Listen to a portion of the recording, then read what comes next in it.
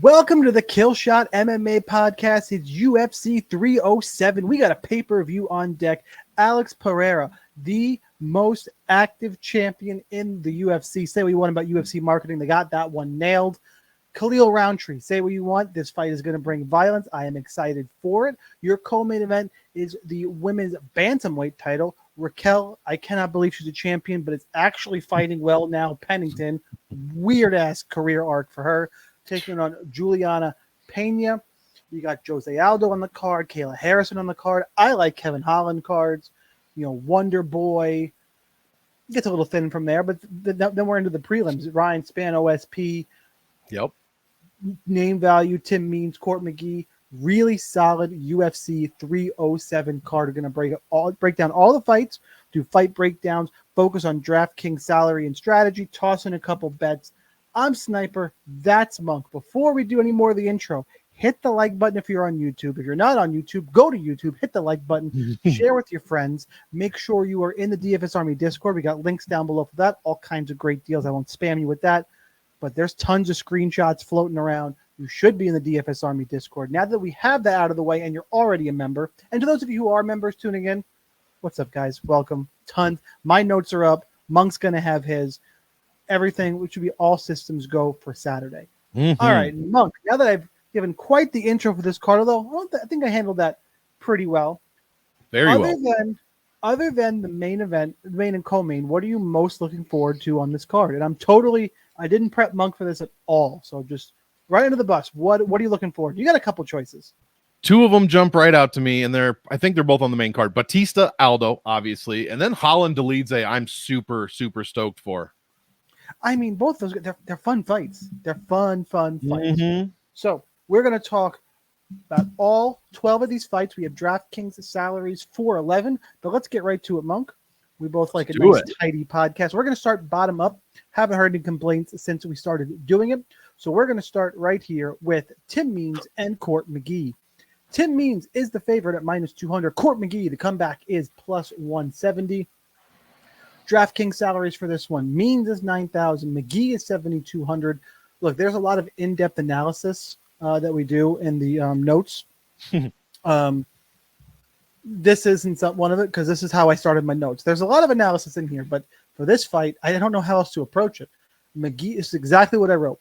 McGee has lost 4 or 5. Sorry, Means has lost 4 or 5, and McGee has lost 3 straight. Good fucking luck on this one. I think Means will be able to stop any takedowns and be better on the feet. Both guys have shoddy, questionable chins at this point in their careers. Go ahead and play both sides for GPP. It is dicey. Your prop bets for this one, I didn't give the line here. Goes to decision, minus 155. With these guys' chins, I think there's value in the end distance line at plus 125. I don't trust either of these guys, but I mean, maybe they're getting pillow fists. I don't know. Means still has shown some fight. I'm actually more concerned with how McGee has looked recently for whatever that is worth. He looks a little, neither one looks great. I gave the DraftKings salary, and I pretty much said it in my intro, or my lead-in. I'm going to play both sides. I think it's a GPP only fight. I lean Means because I think he can stop the takedowns. He looks a little less washed to me, and there's better spots on this card, but there's also worse. This is kind of a start of the night with, I think, a middle-of-the-road GPP fight. Monk, how about for you? Yeah, I completely agree. Middle of the road GPP, so 20-ish% on probably both guys. I'll be a little higher on Means. I completely agree with you. I'll go higher. He's got 4 of 5 L's, but like you said, Court McGee seems to be, both these guys are like 40 years old. Well, Court almost 40. But both these guys are in their decline. I think Court's decline is happening at a steeper slope than Tim Means is, and that's kind of where I see this one. I mean, 2 of the last 3, Court got just KO'd, and this dude doesn't get KO'd. He was not KO'd before that, maybe once, but it was very, very small number of fights.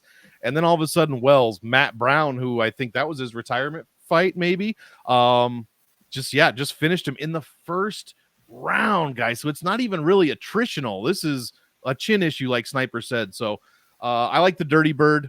I do not like 9K. 9K. I mean, you got to get it. Huh? Yeah, it's a lot. Yeah, you got to get a finish. I don't have his salary in the last one at Tim Means. It had to have been low. 7,300 against Fiallo, 74, 73. His average salary is like 7,400 in his last 5 fights. But now he's got 9K. Yeah, exactly. So I'm hoping for Tim Means. I'm having a hard time paying 9K, but I'll get there in GPP. GPP, anything goes, especially with how many dogs we got this week. I left this out in the open, guys. I left it out. I told Monk before the show, I'm about to pick 7 fucking underdogs. We usually go 1 or 2. I have 7, so that's a problem, probably. But I'll give my logic for all of them. There are 1 or 2 where I was like, I think you toss up. can make a case for every single one you told me about. Honestly, so it's going to be what, which means the favorites are going to go 12-0, and this will be exactly. all the profit from last week. I'll just be like, bye. It was nice seeing you.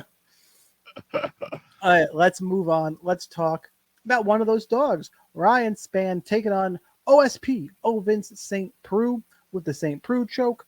Spann is minus 250. Comeback on St. Preux is plus 210. I'm rounding because fuck minus 251 lines. They're weird. DraftKings salaries for this one. Spann is at 9,200. OSP is 7,000.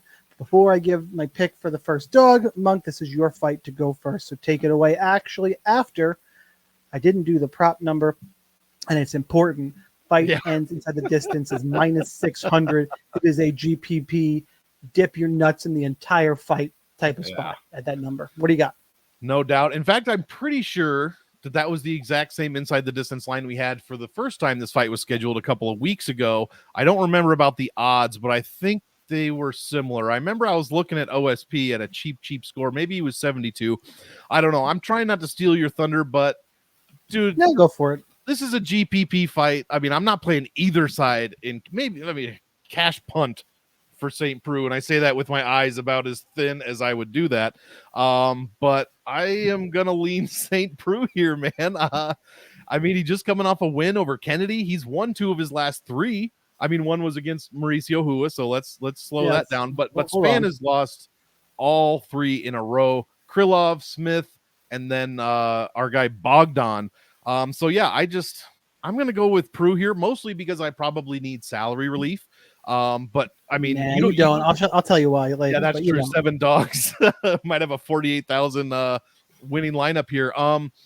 What was like? Oh yeah, Tim. I said I had a problem paying 9K for Tim Means. Well, then I got a big problem paying 9,200 for Ryan Spann. Even though he does get the finishes, he does love the submissions, and he has some power in the first round. But this dude is just untrustworthy. Not that OSP is, but he's much more trustworthy at 7K than 92. Yeah, with the price tags of Harrison and Pereira, you're going to need some dogs on this one. Yeah. Although hot take, I almost made it 8 dogs. I seriously toyed with picking Ketlin Vieira. We could talk about that later. Oh my gosh. But I was like, I'll lay out my. I couldn't do it. I couldn't. It was too crazy. But you start looking at the takedown defense, and you're like, "Can I do this?" Yep. I was like, "Can I skate by this? Age this?" It wasn't a fight. I watched tape on it. I couldn't just skate by it. That's why I was like, closer than I thought initially. But anyway, we'll get there with this fight. I'm gonna go back to the notes, which I think I did a great job sprinkling in some humor this week, especially I guess towards the end of me writing them. Spann is a big favorite because of his power, and OSP is old as dirt. That's why he's favored that much. Problem is, Spann kind of sucks. I've been saying it for a while. He's kind of bad. Huge inside the distance number. I'll be over on both sides in GPPs to be clear, but I'm picking OSP because I think Spann sucks. I cannot trust him at all. I think OSP is more trustworthy. I think his gas tank is. I mean, both guys terrible gas tank. Honestly, I think he's more likely to hold up over the whole fight because he's done it more often. Kind of toss your hands up. So to be clear, I am picking OSP, but play both sides in GPPs. I'll be over on both sides in GPPs. I'm going to have a ton of this fight. If they strike for 2.5 rounds or all 3 rounds, remember that profit from last week I was talking about? Same thing as the first fight. Bye. I got to pick stands, and this is one of them based on the numbers. Well, that's why you play more St. Preux, because if this somehow does go to decision, you're going to want that Preux at 7K. Yep. All right, let's move on. Let's talk about Carla Esparza and FightOdds.io. What are you doing? It's not Tisha Torres. How dare you? Oh, the disrespect. Tisha Pennington. Oh, I am so woke and stuff. Tisha Pennington is minus 170. Carla Esparza is plus 145. By the way, if you're listening on like Apple Podcasts, that was sarcasm. Hopefully you couldn't see the face. The tone wasn't enough for you. I don't need any fucking letters or emails or whatever the kids are doing these days. Ravens. But if I just triggered you, go fuck yourself. Yeah. People miss Geek. I think it's because they say more because he says outlandish shit. I got to try and say more outlandish shit. Yeah, we can do that. We can do that. Yeah, I can be crazier. I mean, granted, it's Geek's company. Can't fire himself. Why cross the lines? That's true. I'll be on my own X or Twitter going, hey, who wants to buy my picks? I don't work for DFS Army anymore since Find my picks on Telegram. Telegram. Damn shit show that was. All right, moving on. Pennington minus 170. Esparza plus 145. Line on this, actually, DraftKings salary, I should say. I almost read the Raquel Pennington line. Tisha Pennington's 8,700. Carla Esparza is 7,500. Fight goes to decision is minus 550. That right there, with that and the way Tisha Pennington fights, even if you think she wins, you cannot play her on DraftKings. She is unfucking playable. If she beats me, she beats me. I will not roster a single lineup with Tisha Pennington in it. There's too many other big options.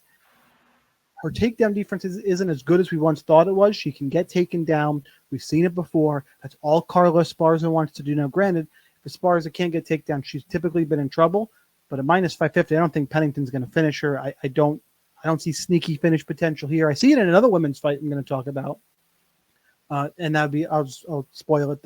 I think Marina Rodriguez has some sneaky finish potential. That's an interesting one for sure. Against Yasmin Lucindo, because when she strikes, there's just more impact versus Tisha. Tisha will point up Carla on the feet if she can't get takedowns. That being said, I actually think the line should be closer. I think there's a 50-50 fight in my mind. Maybe like minus 125 plus 100 Torres or Pennington to Esparza. But for that reason, and Esparza has the takedowns, that's why a few of them I said I'm picking 7 underdogs.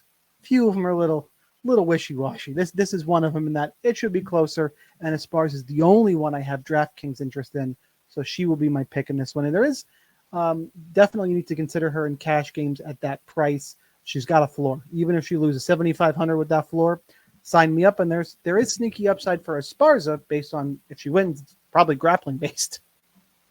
Very true. A couple things off top. I respect Tisha Pennington's name change and all that, but Tisha the Tiny Tornado Torres is one of the funnest things to say, one of the funnest names to say in all the UFC. Second, I think this is Carla Esparza's retirement fight, which just throwing that out there. Also, I forgot. You know what? I honestly forgot about that. I can admit I am not a know-it-all, and until you said that, I had not thought about that all week. Yeah, I'm pretty sure it is. That's actually not a good thing. That makes me want to. Yeah, and she last fought like 700 days ago. But that said, got her shit pushed in by Weili Zhang. Yeah, dude. Yeah. That said, everything else you said I agree with. I don't think you can play Pennington.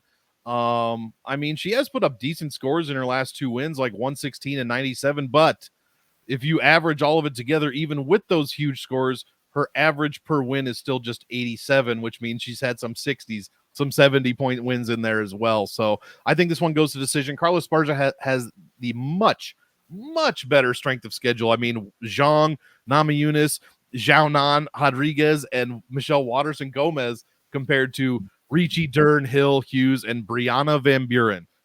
So yeah, I think I'm probably, when you see my notes, it'll probably say Tisha Pennington as the winner, but I completely agree with you. I will have some interest in Esparza, even as a cash. I wouldn't even say punt. I think this goes to decision at minus 550. She could end up with 40, 50, 30, 40 points, we'll say. And hopefully we'll just play the odds. But yeah, I agree. Pennington, almost impossible to play. At least she's not 9K like the other two we mentioned that we didn't want to play, but she's pretty damn close. Yep. I'm with you. All right, let's move on and let's talk Alexander Hernandez and Austin Hubbard. This is the fight we don't have DraftKings salaries for. I think Hernandez is going to be about 8,900. I think 89. There's a space for 89, and the odds value sits right there. So Hernandez 89, Hubbard 73 is what we expect. Hernandez currently minus 190, Hubbard at plus 165. Fight goes to decision is minus 200. Hernandez is not a grappler, so immediately at that price, he's going to be hard to play. Hubbard can grapple. He's looked pretty good since the Ultimate Fighter. Monk, what do you got for this one? Man, another just all red like Hernandez. This is a mirror image of the Means McGee fight. Hernandez lost 4 of his last 5. Hubbard lost 3 of his last 5.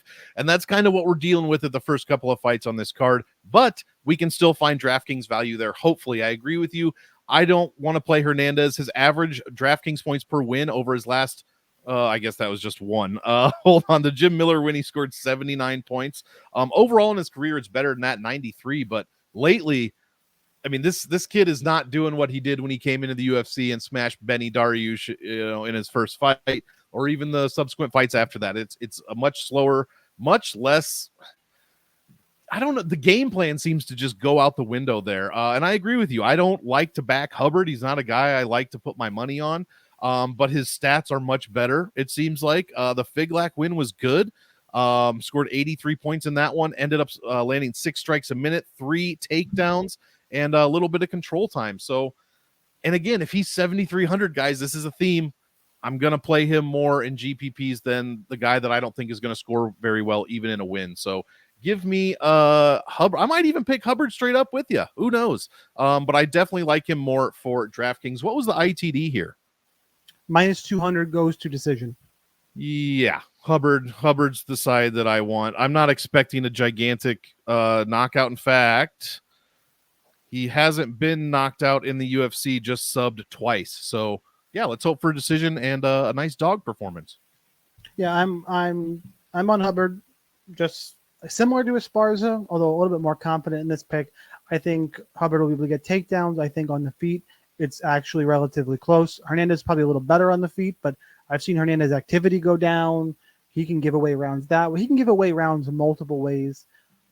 I like the dog in Hubbard. I think he goes forward. He's a dog who I think is going to fight for my money. He's got the takedown upside. He could potentially win a volume-based decision on any given night against Hernandez. And Hernandez is a little bit similar into my shitting on Ryan Spann, just not a guy I trust like at all. I've seen him fight enough where I don't trust you. So I will take Hubbard here as a really interesting dog. And I'm hoping that he is 7,300. All right, let's move on and let's talk about Cesar Almeida. I always want to call him Cesar for some reason. Cesar Almeida and Ihor. It's not Igor. This is wrong. It's IHOR. Damn you, fight odds. Ihor Porteria. Almeida minus 385. Porteria is plus 310. Your salaries on this one. Almeida's up towards the top at 9,400. Porteria is 6,800. Fight ends at the distance is minus 700. This is a prime GPP spot. Mm-hmm. And for again, both guys, here's the thing. It could be. It's not one of the 7 fights I picked, right? It's just not the dogs I picked. But I hesitated for a second. So let's go through this here. This is a GPP special fight with that number. Mm-hmm. Cesar Almeida is one of the guys who has beat Alex Pereira in kickboxing. He's a straight kickboxer who came over. Ihor Porteria has shot takedowns. He can get takedowns. He's 2-4 in the UFC, and Cesar Almeida falls squarely in the middle of his quality, of his strength of schedule, if you will. Because I look back at it, and it's actually kind of crazy who he's fought. He's fought Michel Pereira, lost obviously, Rodolfo Bellato, all right, but also Carlos Olberg, and Nikolai Negamariano. That was a loss too. All right, that's not great. But then his wins are to the ghosts of Mauricio Hua and beat Robert Brishik in that fight where I thought Brishik was going to win. So I can't really get a great read on him based on all those guys. And you throw in another X factor like Almeida, who is new to MMA. I'm not confident Almeida can get back up. I'm just not, consistently. I do, but Almeida's so good on the feet. You have to think he's training that. He's got the knees. And Porteria just doesn't look that great. He doesn't look like he's going to be anything in the UFC, but I laid out some of the question marks. I'm still going to pick Almeida. Porteria is not a full fade in GPPs. I would sprinkle him in probably to the tune of 10 to 15% in that range. I think that gets you over the field. Almeida's still minus 285 to win inside the distance, but this is not one I just quickly ran past. Like, there are other people on this card, for example, that I could quickly cross out. And Porteria is not one of them. And a lot of the dogs are not. It's more this week. It's interesting that you can quickly kind of tick off some of the favorites. Like, I don't want any Alex Hernandez. I don't want any Tisha Pennington. Mm-hmm. Honestly, I don't want any. No, you can have a little bit. Yasmin Lucindo.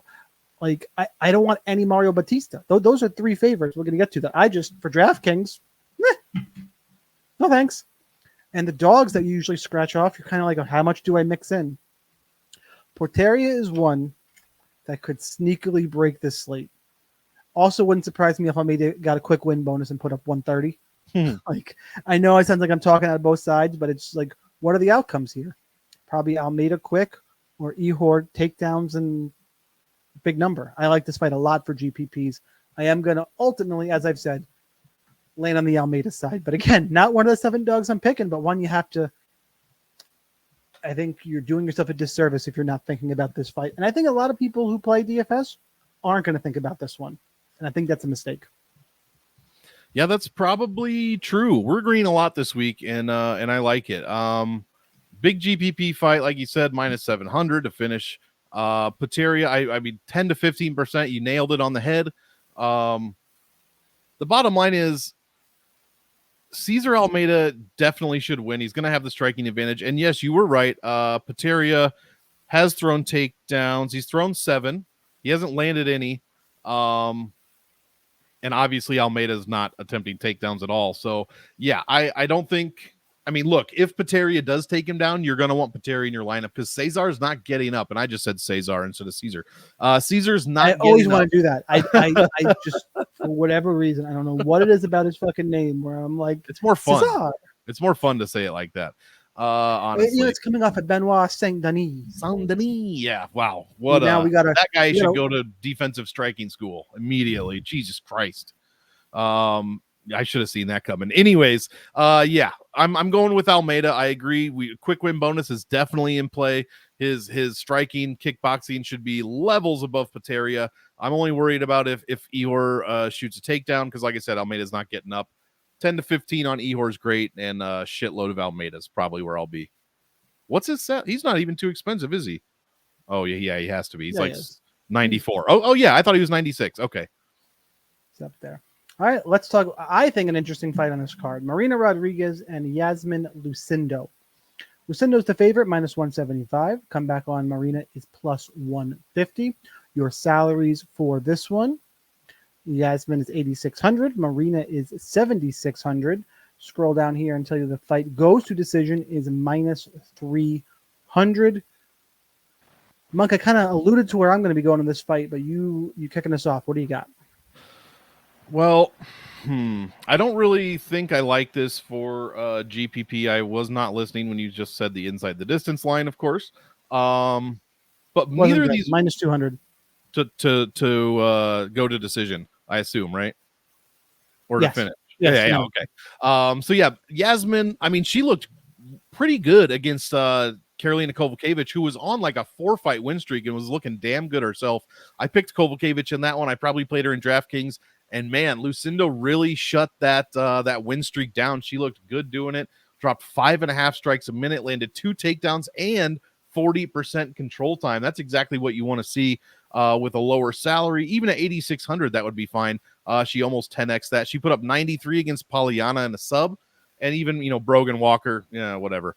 Marina Rodriguez, Marina Rodriguez. You know what she is. You know what she can do. She's a very good striker with a few KOs on her record and loves to go to decision like both these women tend to do, actually.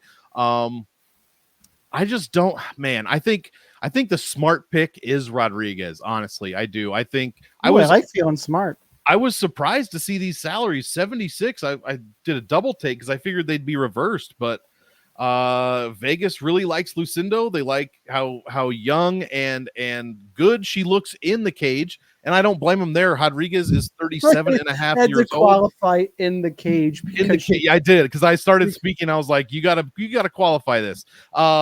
But I like, Rodriguez, obviously the UFC veteran, been through every scenario possible.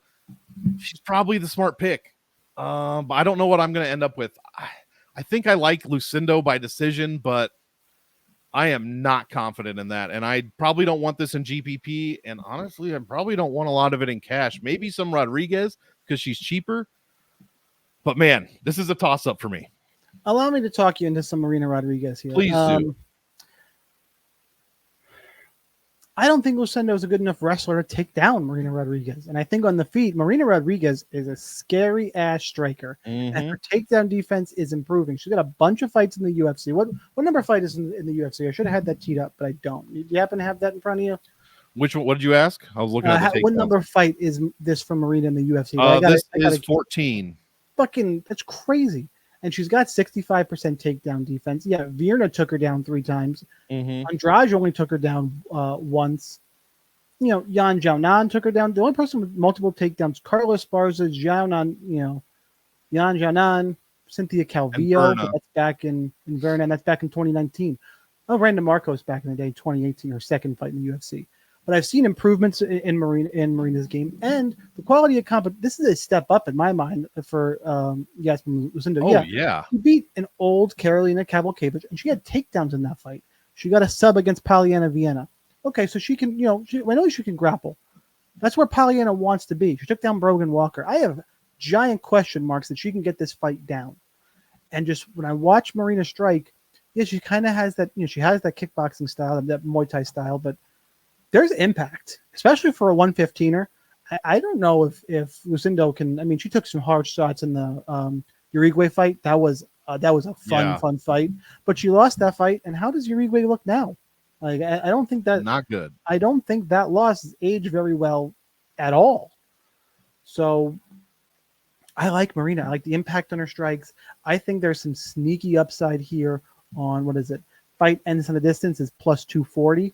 Because in case Yasmin gets it down and finds a submission, that's probably how she wins. I think this plus 240 number has got a little bit of value to it. If you want to get crazy, maybe even sprinkle in Rodriguez. Well, Rodriguez ITD is 550.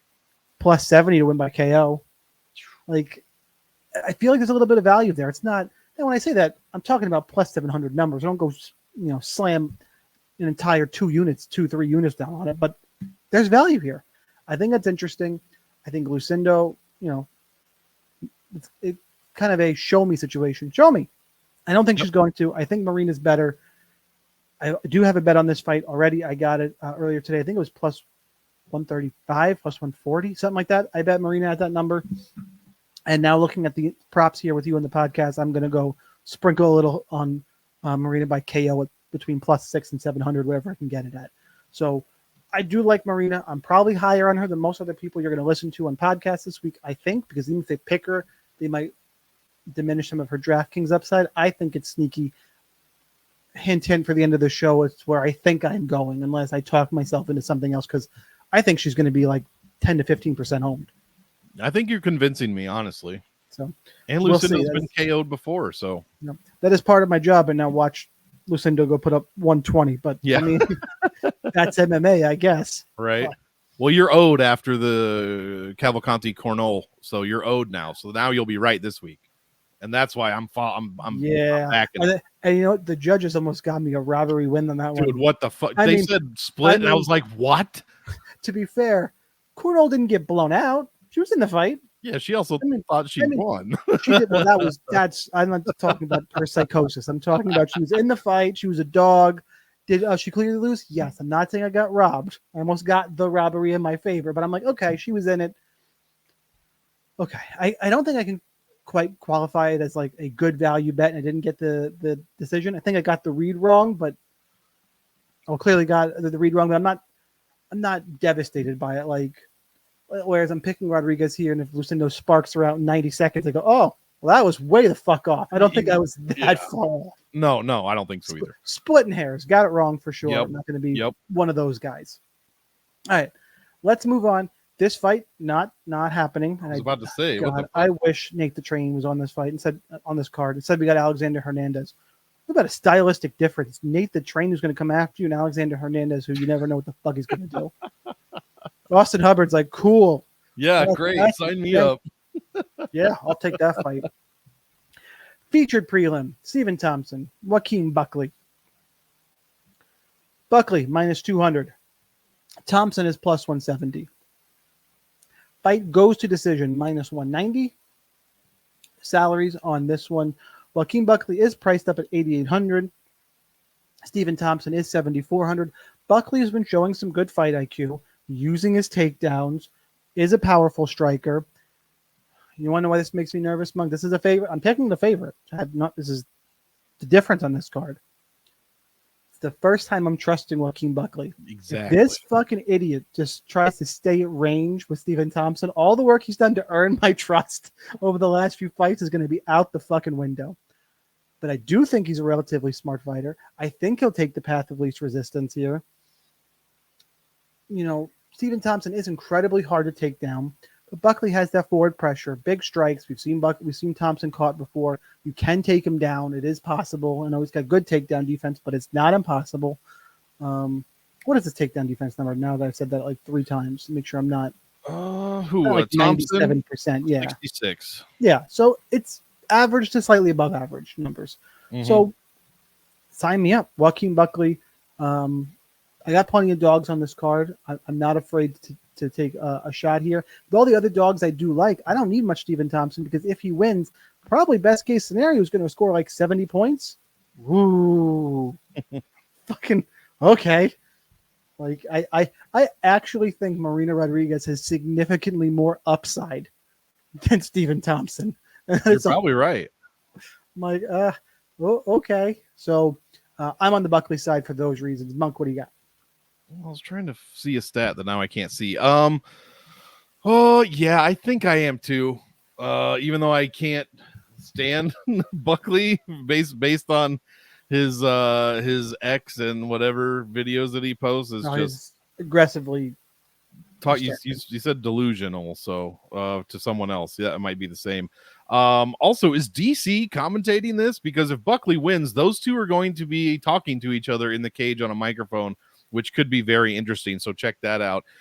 Yeah, I don't trust Stephen Thompson. I agree. If Stephen Thompson wins, he's going to score 70 or 80 because he's probably not going to knock out Joaquin Buckley. He's also almost 42 years old.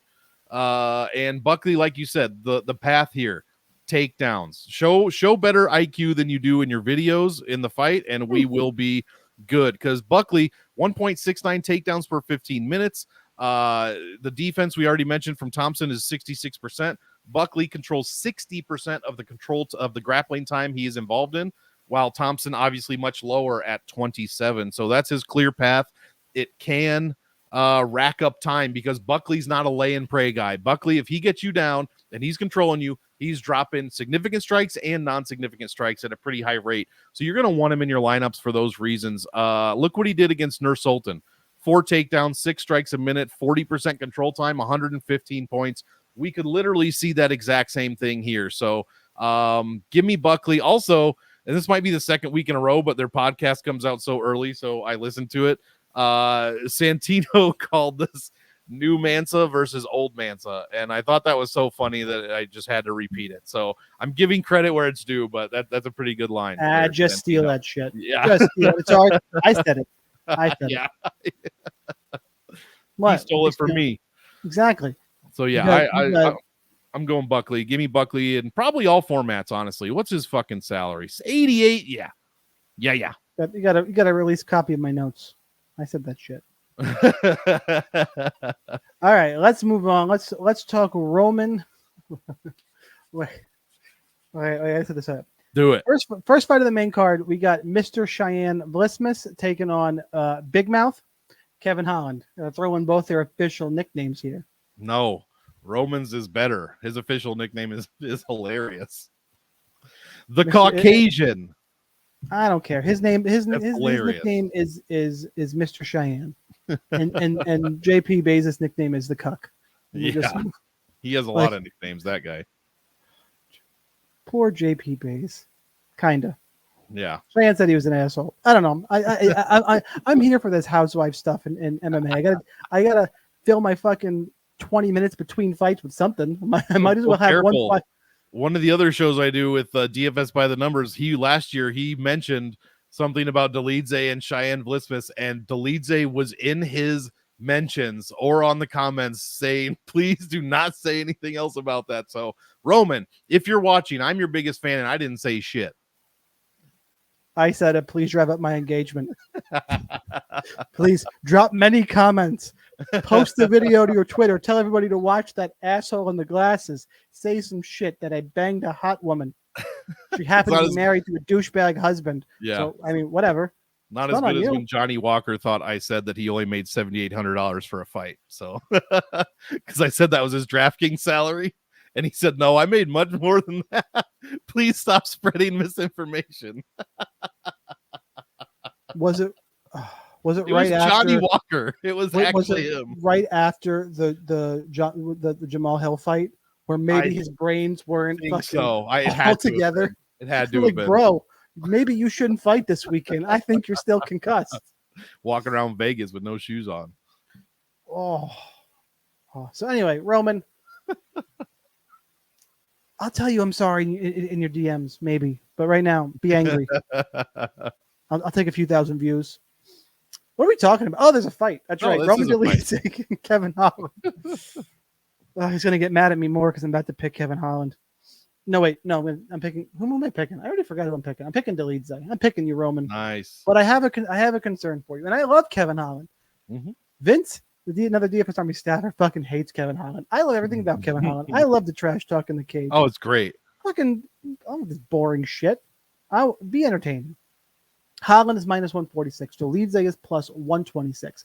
I was a little bit surprised by those numbers. Holland's 8,300. Dolidze is 7,900. That's their DraftKings salary, not how much money they're making. Okay, okay, Johnny. I think you can translate this video into Portuguese. Yeah. Go on. Fight goes to decision is minus 190. We know that Holland can be taken down. We know Holland is dangerous off his back and can catch submissions and is a slick striker, but Dolidze's got forward pressure and grappling. It's only 3 rounds, not 5. I actually think Dolidze holds a lot of advantages in this fight. I would assume strength as well, as long as Dolidze is not getting caught in a submission from Holland off his back or getting Darst, Anaconda, some kind of front choke that we've seen Holland hit like he did against Michael Chiesa. I think Dolidze's got plenty of pass. Excuse me. If Holland can keep it at range, sure, he's live. I'm not saying he's not live. I lean towards Dolidze. I think he's a little bit better play as a dog. He's got the grappling upside. As long as he can get submitted, a little more power, a little more pressure. Fun fight. I think it's lined. I think I would have flipped the lines, but still, it's not like it's way off. Good fight to target. I will be more on the Dolidze side. How about for you, Monk? Yeah, once again, I mean, we agree. I am a big Dolidze fan. I guess I just enjoy watching guys fight that are from Georgia because I'm a huge Merab fan. Dolidze, I don't know what it is, but I enjoy watching them fight. I agree. I think I'm not. Since we're talking about Merab, this is. Did we talk about the Merab and everyone shitting on Dana White has got? I had this tweet the other day. We're living in Dana White's worst nightmares. His champions right now include Merab Dvalishvili, Bilal Muhammad, and Valentina now Shevchenko Medov. We're living this dude's nightmare. I'm a sadist. Schadenfreude, right? Yeah, exactly. If you've seen oh god, Avenue Q. I forgot it for a second. Well, he deserves it for fucking cramming John Jones P for P #1 down our throats. Oh. When we thought we were getting an ad for that Stipe announcement, and it was just an ad for John Jones. Yeah. Merab, by the way, is more exciting than most people give him credit for. The problem is when they watch the last Merab fight, you just watch Shevchenko hug for 25 minutes on top of that. And you're like, so an hour straight, even I, who loves grappling, was like, oh, man, this was not good matchmaking. This was. And that was that card went away. Yeah, that was So sorry, I digress. I just kind of popped in my head like people hating on Merab. I wonder how he's going to get paid next. Yeah, we'll see. Sounds like they want Umar, but we will see. Yeah, I like Dolidze. I am concerned. That's what I was going to say. I'm concerned about this fight for DraftKings. Neither guy scores great on average, 98 for Holland, 96 for Delize, but they only allow, Kevin Holland allows 90 when he loses, and Delize allows 74.6 points when he loses. So lots of, tie-ups, clinching, ground time where not a lot's happening per se. Just trying to advance position and work towards like a sub most of the time for Delize. So he's not letting his opponents like really score a ton of points there that way. He's losing decisions. So yeah, give me Delize, but 7,900, man. Oh, that's a bit much. I'll have average amount for GPPs because look, Kevin Holland, he does exactly what you don't think he's going to do versus the opponent. So if his opponent is good at if he should wrestle his opponent, he strikes with him. If he should not wrestle with opponent, he shoots takedowns. So we'll probably see him shoot and maybe get caught up in a couple of bad positions. I'll pick Delize with not minimal ownership on both sides, but I want to see the ownerships for sure on dfsarmy.com. Be sure to check that out. Subscribe or sign up, join now so you can see the ownerships and make your percentages as well. But I might be average on this one. Just sign up and I'm just gonna follow that. Yeah. I just mean check out the ownerships though for sure, because if they're low, I'm gonna be a little bit higher, but we'll probably be at the 20s. Now let's click on something I didn't mean to. Let's go back. Let's talk about Kayla Harrison, Ketlin Vieira. Kayla minus 1,200. Ketlin plus 750. Those are some big old numbers. Kayla, most expensive fighter on the card, 9,800. Comeback on Ketlin is 6,400. For all that big, large favorite, it's still 50-50 to go to decision. Monk, I'll let you take this one first. Well, the only thing that we really have to look at when we're breaking this down is Ketlin Vieira's takedown defense, which is phenomenal.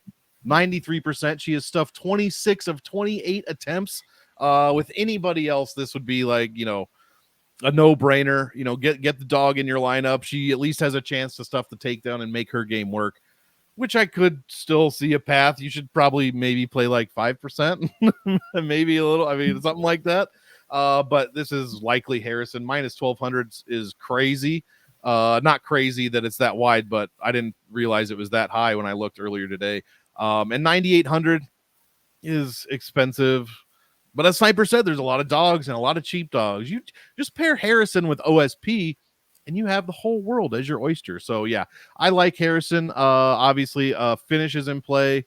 Probably not a quick finish, but a takedown or two, some control time, some nice ground and pound, and hopefully a TKO will get the job done and pay that salary off. Yeah, I'm with you for the most part, but I hesitated and almost picked Ketlin.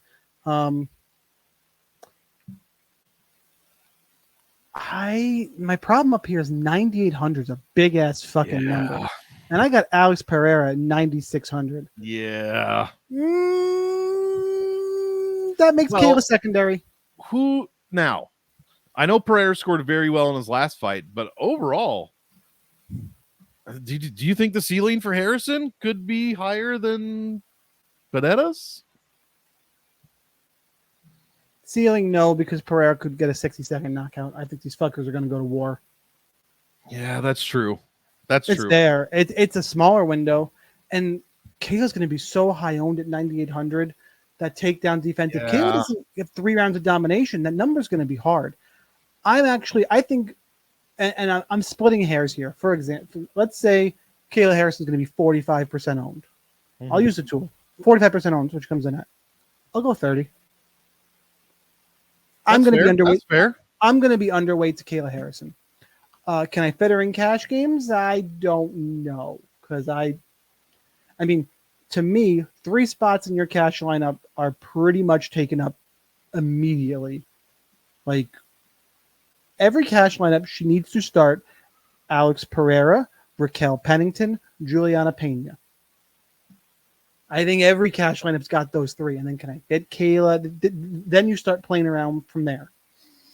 I don't know if I need Kayla, and I got news for you. If I might punt with I don't know if I'll punt with Ketlin in cash, but 9,200. Even if I'm wrong for a floor play, or we're just our takedown defense gets breached.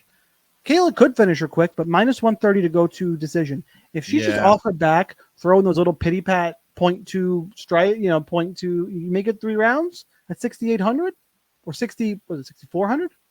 Yeah. Okay, cool. I'm not expecting to win at 6,400, and I think she's live. Kayla's 35 years old. We've seen chinks in the armor before. True. I'm not like minus 1,200 is a big number. She should win the fight. She's lost at a much bigger number than that. Yeah. So 4 times that number.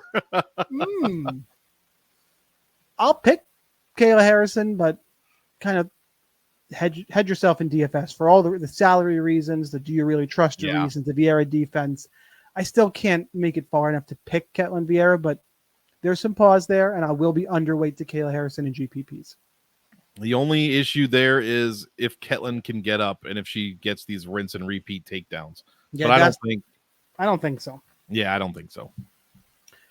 Jose Aldo, Mario Batista. Fun fight in terms of what we're going to watch. Fucking shit show for DFS, probably. Mario Batista minus 140. Jose Aldo is plus 120. Fight goes to decision is minus 275. Jose Aldo fights don't feature a lot of takedowns typically, like at all. Your DraftKings salaries for this one. I think you might be first for this one, Monk, but I'm going to rip through it because it's quick. Batista is 8,500. Aldo 7,700. This is my fuck this fight of the card for DFS. Watching it, super interested. But for DFS, I don't think Batista's taking Aldo down. I don't think either one's getting a finish. Aldo's look good. I need Batista. This is another show me spot. Aldo looks to be for real. Looked good his last fight. I'm picking Jose Aldo. I'll play a sprinkle of him, like a sprinkle because he's the cheaper and he's an underdog. And when I was first looking at the card, I was going top down. I'm like, all right, I got Aldo as a dog. Sweet, I got a dog. And then I got picking fucking underdogs. And I went, well, this is not nearly as exciting as it was. But I am taking Jose Aldo. How about for you, Monk? I think that's probably the right play to pretty much fade this one. I'll have minimal ownership of both, slightly more. God, I don't know. I actually might be pretty even. Like you said, there's no takedowns here, most likely. I mean, Aldo fought Marab. You know him, Marab. 0 takedowns landed in that entire fight. So if Marab ain't taking you down, Mario Batista likely not taking you down either. In his last 5, he's got 3 subs, but his striking is off the charts. I mean, 9 strikes a minute against Lopez in that round, 5.5 against Blackshear, 7.5 against the, unfortunately, and very makes me sad, the fading Ricky Simone there. So obviously Aldo, a lot of people are on Aldo. Fading the shot. He's shot. Yeah, dude, that's so fucking sad. What happened to that guy? 3 fights ago, he's a madman. I'm probably gonna, man, I don't know. I'm trying this to is piss like off a all the 50 fighting. fight. I want Roman Dolidze, Johnny Walker, and Ricky Simone all in the comments. Fuck this guy. Yeah, right. Fucking moron, asshole, media, podcast, social media, blah, blah, blah, blah, blah. No shit. Yeah. Just drive up my engagement. I'm here to say ridiculous shit and make some money. Yeah, You exactly. go punch Why people not? in the face. And make some money. And I sincerely hope your CTE More than 7,800. Yes, I hope so. I sincerely hope your CTE isn't too bad. Yeah, right. But I'm gonna talk shit because it's fun and I got a shitty 9 to 5. I'm aware. Yeah, exactly. I work 45, 50 hours a week so I can talk shit about MMA fighters. That's the world we live in. Yep. I'm aware. It sure is. Yeah, to finish this, honestly, this is like a 50-50, man. I don't know. As of this moment, I'm probably picking Aldo, but by the time my notes come out, I might be on Batista, but I completely agree not wanting this for DraftKings. The only thing that is interesting is neither of them score well when they win on average, but when Batista loses, that's right. 103.68 is what he's given up, and Aldo is giving up 103.32. So interesting there. Very interessante. Yeah. All right, Monk, do you want to go first for the co-main or the main? I'll let you pick it. Oh, I'll go first for the co-main. Why not? All right, that co-main event is Raquel Pennington and Juliana Pena. Branding this the rematch of Tough, whatever the fuck it was. Which I thought we were friends, and now we're not friends. And oh, you mean 2 women living each other in the reality TV show house? Whatever. Well, that's just Penny, and then Pennington's like, no, I never, like, you're dumb. Pennington's minus 170. Pena's plus 145. Fight goes to decision. Minus 230 over 5 rounds of action. That's why you stack it. You must stack this in cash games. Not even part of my breakdown. You must stack this in cash games. You must stack this in cash games. I hope that got through. And if you're not going to stack it in cash games, send me the invite. Send it up. Send it on up. Pennington's 8,400. Pena 7,800. Monk, you wanted this one first? You got it. Yeah, because we're adding Juliana Pena to that list of people that are going to get in the mentions. Because you know what? I fucking cannot stand Juliana Pena. I cannot. I will never root for her. I will actively root against her. Monk was hard when Nunes knocked her out. I'm sure. Dude. He was sending dick pics all over his extended family. Random number. I'm just airdropping. I'm going to the mall and airdropping them. Yeah. I cannot stand Pena. When Nunes beat whoever the fuck she beat, I don't even remember at this point. She's in the crowd going, "Don't compare yourself to Anderson Silva." I fucking hate Juliana Pena. Okay. Hang on. Who's more annoying? Juliana Pena. Or now I got a good one.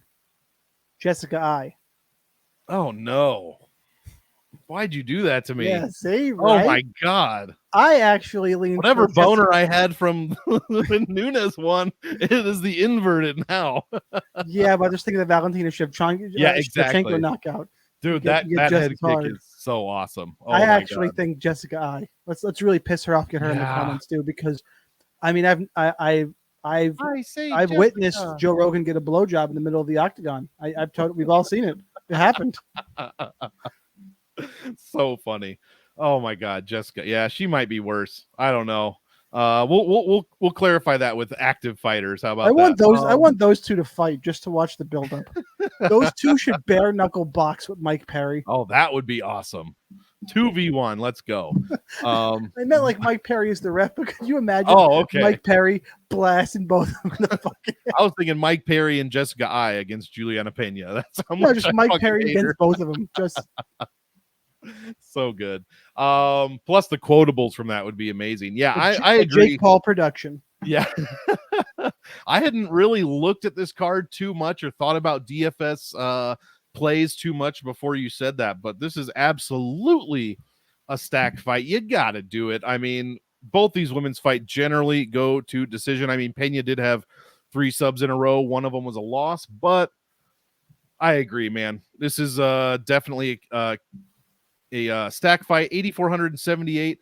I mean, there's really not much to say. Pennington, her scores are relatively average, and then she goes fucking crazy. She's looked good her last few fights. Points. Yeah.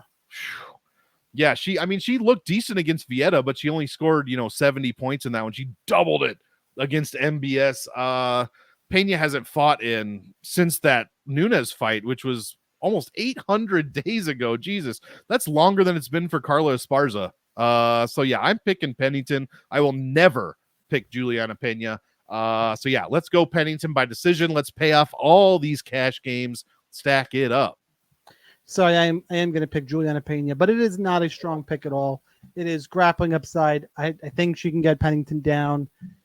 Pennington, those look better as of late. Usually her volume in the past has made her DFS garbage, but it's decent here. You also got Pena, who if she shot, Pennington could score big with a quick knockout, or just piece her up. Look, Pennington's the champ. I can't believe she's the champ, career arc, right. But to be fair, at this age, she's looked better than she's looked. She's definitely, I do think it says something about where the 135-pound division is, though. I think that's a bit of a problem. Mm-hmm. I don't know why the UFC didn't open, Ronda, but why UFC opened up featherweight, like the heavier women's divisions, rather than 105. Is insane. The fact that we don't have atom weight on the women's side is But we had featherweight. Sick. Yeah, like that was Sarah Fairn fight fucking I don't know. The atom weight is good. Dude, so good. But anyway, I digress as I do. And I probably would be picking Pena if I didn't hate her so much. But it's just grappling upside, volume. Overall, I think she's shown a better level in her career. It's the layoff and the age, and I'm not 100% sure. So it's a tight pick. I'll lean Pena, play both sides. This is, by the way, I cannot believe it, but I'm playing a lot of this fight. Yeah, I know. I never would have thought I would. But I am. I'm playing a ton of this fight, stacking it up. In cash for sure. You stacking in you playing in GPPs? Not stacking it. Am I playing in GPPs? Yes. Like 80 to 90%. I think this is a fight with those mid-range. I agree. The problem is you got 8,400 and 7,800 over 5 rounds. It's fucking hard not to make the optimal. They could. Yep. They could, but it's going to be hard. So I'll probably be damn near all in on this fight, shaded towards the Pena side. All right, main event time. Alex Pereira, Khalil Roundtree Jr. Pereira minus 460, Roundtree plus 360. Fight ends inside the distance. I don't even care what that number is. It's big though. It's got to be huge. Minus 1,200. Oh. Under 2.5 rounds, minus 225. Under, the 1.5 round is 50-50. Fight. I mean, it just gets silly. Fight ends in round 1 is plus 160. Jesus. I think there's some value there. The problem is Roundtree going to paw and feel things out. Pereira is willing to start slow. That's why he's hard to slam in at his price. By the way, those prices, Pereira is 9,600. Roundtree is 6,600. Look, we know all the story. Roundtree is fortunate to get a title shot as he pulled out of a fight and then gets rewarded with the title shot. But he's on a 5-fight winning streak. He's got 4 finishes in that run. Are they the best names? No. Is he exciting? Yes. Is that what we need at 205? Yes. Was he ready to go? Yes. And Pereira wanted to fight. Sign me up. Cool. Did you really want to see Alex Pereira and Magomed Ankalaev? I have no interest in that fight. At least not the first round. That's for fucking sure. This is going to be a better fight. Are we a little bit more sure who's going to win? Sure. But if you want a Magomed Ankalaev, I mean, fucking learn what fun is. This is going to be fun.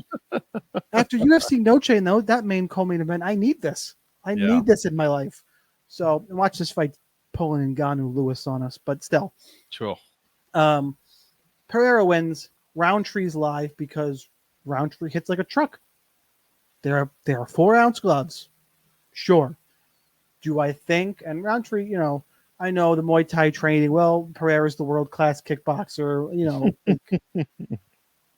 Roundtree's never shot a takedown. They're going to stand and bang. Pereira's better at it, but it's 4-ounce gloves, and Roundtree, those bicycle kicks. Can you imagine if, Pereira slips and Roundtree throws one of those kicks to the fucking body? I just want to see what's going to happen. Probably not. Pereira likely wins round 1, round 2. Played in all formats. It is not an all-in fight because of the price tags. It's a play a lot of fight because I want to sprinkle in Roundtree. I want to be over on Pereira, but I'm not locking this fight in. It's hard.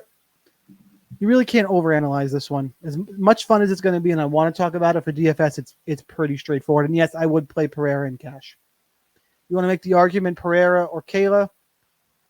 God, I've seen Kayla lose at minus 3,000, 4,000. So I don't know. I feel a little better with Pereira, especially because I think Pereira is going to be chalkier, and I'm cool eating chalk in cash games. Yeah.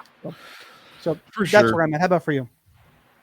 I probably agree. I was trying to see if I should roster Roundtree at a significant volume or not, because this is going to be a complete stand-up fight. Both you and Khalil himself said that he's never shot a takedown, but somehow he has one credited to his name, a shot. Obviously, he didn't land it. But both guys have actually. I don't have that off the top of my head, but I have 0 for 1. I'm gonna find it because that is.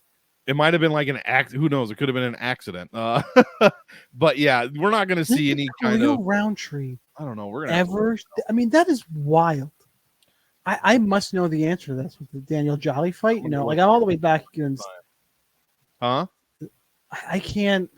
Are you sure it's not a mistake in your records? I'm checking now. Remember when he murdered Gokhan Saki? That was fun. I have him attempting to take down against Carl Roberson. Nope, 0 for 0. That's fucking. I don't know what happened. They must have changed it then. UFC I only stats say that are 0 because for 0. I import all. I import. I don't type them in, so I import directly from UFC stats. They changed it. They must have changed it. It's at 0 for 0 now. They're like, yeah, fuck That's that. how you can't fucking change stats, UFC. I don't fucking go back Well, in every fight and look at stats. Well, it wasn't UFC. It's UFC Stats. It's a third-party company, formerly No. Fight Metric. Well, Who's a bunch of cheating motherfuckers. Yeah, I've gone on assholes. rants about Fight Dude, Metric. who Put was it them in last the week? comments. Perez, 1 knockdown, 1. Some people said 3. I think the middle one was the slip. He should have had 2. He punched the guy. I want to put Alta people in the face and he fell down. I'll put people from Fight Metric on fucking blast. Oh no, Yeah, here's put a 'em good on. one. Yeah, Richard Mann at Richard A Man, motherfucker. Sounds more like Dick Man to me. Huh? I fucking there's another one in there. He's If you're affiliated with Fight Metrics or UFC Stats, you are a motherfucker. Yeah, That right. opinion is, Guy can back it up, not affiliated with DFS Army. That's me, at sniperwins. Come find me. Fuck you. And also, I'll put my name on there because as a guy that has been importing his new database, do you know that from like before 2011, UFC, if your guy was from England, his fucking birthday is backwards. So if he was born January 3rd, he's actually on UFC. It says March 1st. You fucking morons. So that was fun to look at for sure. By the way, that UFC Stats and Fight Metric rage, Dude. that is somebody who's been playing DFS MMA since it first came out. That has built up rage with all the shit we have dealt with for And as years. a stat guy, this drives me nuts. I'm out here saying Khalil Roundtree's actually he attempted 1 takedown. You fucking assholes. Anyways, let's raging here. We It's a good digress. episode. Yeah, Drop a it comment is. with your favorite one-liner of the podcast. Yeah, I'm not gonna overthink this. Playing both sides in GPPs, I'll probably play a skosh of Khalil. No, not in cash. I'm not playing him in cash. Yeah, I like Pereira here, 9,600. I'm not overthinking it. We've had 2 really good scores in a row, 3 if you count the Prochazka one where he put up 97, and I'd say that is a good score because his salary was 84, so he 12x is there, or almost. And yeah, he's been looking good. First round, second round, we're seeing it come together, you know, compared to like the decision with Blachowicz and whoever before that. Yeah, I don't see how this one goes to decision. We've got 4 KOs for Roundtree. We've got 4 finishes for Pedetta, even if one of them was a loss in his last 5. Yeah, I'm taking Pereira inside the distance, and I think he does pay off this salary, even though it is very expensive. He definitely has a chance. Yeah. We're going to hope that these 2 guys are going to come out swanging. It's going to be a great main event. Swanging and banging. Swanging and banging. 12 fights, all broken down. DraftKings strategy included. Hit the like button if you didn't already. Drop a comment. Don't go anywhere yet. We're not done. But drop a comment with your favorite one-liner of the podcast. Let's get a little bit of interaction going. I'll be responding to some of those. Let me know your thoughts on any of the topics we talked about. Dolidze and Cheyenne Blissmas, Johnny Walker Pay, something about Fight Metric. Yeah, we got tons of stuff. Jessica I versus Juliana versus Mike Perry. But now we got to talk about kill shots. Kill shot under owned play. Somebody sneaky that you think can win a GPP. Chalk not allowed. Main event not allowed. I'm not changing from it. I think Marina Rodriguez has got some sneaky upside in her fight, and I don't think anybody's gonna fucking own her. So that'll be my kill shot of the week. Monk, who you got? I really like that one. I'm trying to pick a different one. My original thought was OSP, but I don't hate it. I don't hate that. I don't hate it either. I just he's gonna be super high owned. You think so? He has. Well, if he's not, thank you everyone. But I would think who trusts Ryan Spann? I don't know. I was gonna say his mother, but I'm not sure. Well, yeah, I don't know. Maybe not after he got that. Add Ryan Spann to the comments. Superman tattoo, yeah. Also, I got to do some stat checking, but guys with Superman tattoos rarely do well. Yeah, I'll go OSP. Give me the OSP. Let's go. Let's do. By the way, when I post this on Twitter, I'm going to tag all those fighters. Oh Jesus! Like, come watch as we talk shit or mention. Yeah. You know, Some of you are awesome. Some of you suck. Mike Perry, I'm not talking shit about you. You fucking Hell terrified no. me. You are so fun. I'm not including like, yeah. Yeah. Anyway, guys, we got 12 fights broken down for DraftKings, kill shots included. Had some fun along the way. Monk, you got anything before we get the fuck out of here? No, man, I'm looking forward to this card. I'm feeling great overall. So yeah, I'm really looking forward to this one. If all 12 favorites win this week, if Oh the my favorites God. go 12-0, I'll be doing the show by myself next week. no, well, yeah, no. I got to think of a punishment because I've never doubled down this hard. They can't all win. But if it's got to be something, I mean, I can't do a shoey. I'll throw up.